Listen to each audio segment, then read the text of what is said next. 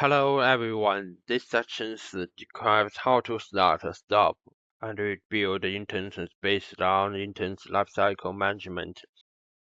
On the instance page, click More in the operation column of the target instance.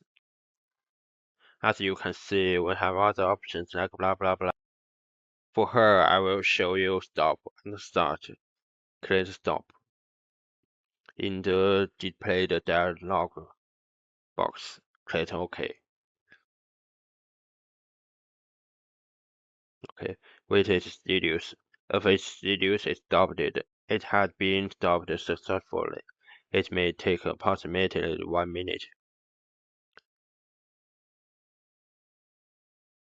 Okay, look at here, the reduce is stopped, so it means that we have finished stopped. Next, let's restart the instance. Click start. Okay, click OK.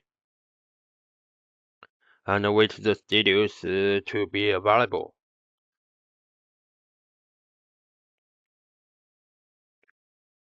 As you can see, the studios has become available. So the rest part about rebuilding a GaussDB instance. Before doing this, we delete an instance and then rebuild a new instance based on the deleted instance. After finishing deleting, in the navigation pane on the left, choose Recycle Bin and we can find previously deleted instance. Locate the instance to be rebuilt and click Rebuild in the operation column. On the displayed page, configure required parameters.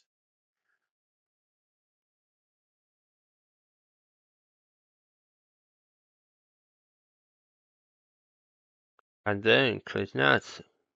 Click Submit. Okay, that's all. Thanks for listening.